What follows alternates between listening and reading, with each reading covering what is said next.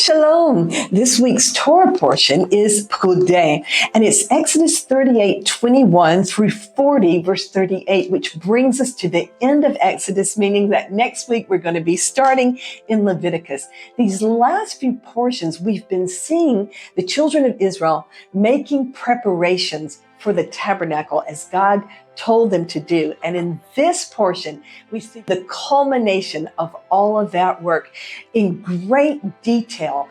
God describes how these things were made, all of the furnishings of the tabernacle, and also the priestly garments.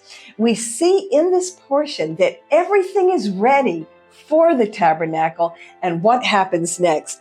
A few things that I wanted to point out about this portion is that I counted, maybe I got it wrong, but I counted 17 times where it says, just as the Lord commanded Moses, or according to all that the Lord had commanded Moses. So we see that in the building and the preparation of the tabernacle, which was the tent of meeting, this place where God had chosen to meet with his children, obedience was so important.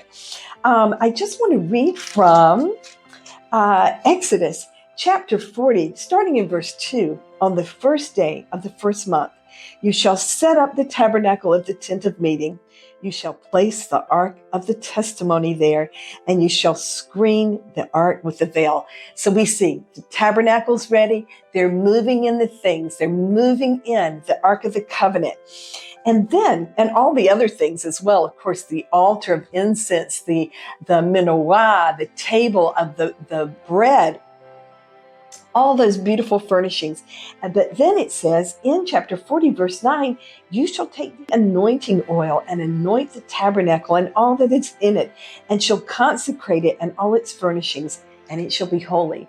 So now that all the things are there, God says that they have to be anointed with the holy anointing oil, so that each and every one of these things would be consecrated.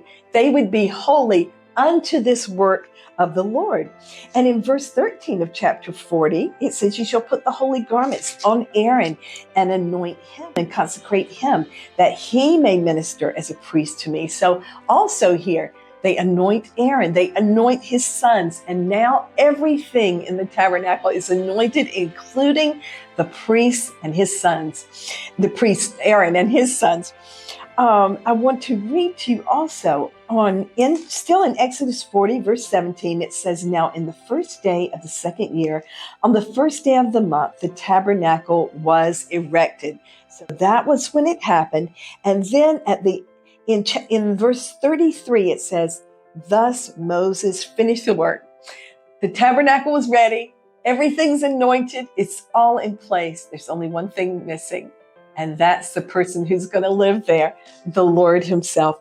In verse 34 of chapter 40, it says, the cloud covered the tent of meeting, and the glory of the Lord filled the temple. The Lord moved into his house. In verse 35, Moses was not able to enter the tent of meeting because the cloud had settled on it, and the glory of the Lord filled the tabernacle. The amazing glory of the Lord filled up the tent of meeting, and God was there to be present in the midst of his people, which was what was the great desire of his heart. In verse 36, it says, throughout all their journeys, whenever the cloud was taken up from over the tabernacle, the sons of Israel would set out. But if the cloud was not taken up, then they did not set out until the day when it was taken up. For throughout all their journeys, the cloud of the Lord was on the tabernacle by day, and there was fire in it by night, in the sight of all the house of Israel. Wow, what beautiful words. The glory of the Lord was on the place. And as long as the Lord didn't move forward, the children of Israel did not move forward either, because they wanted to be where he was, to move according to his command. And what a beautiful example for our own lives, that we follow his cloud where he is leading us in obedience and with love. I want to wish you a wonderful day. Shalom.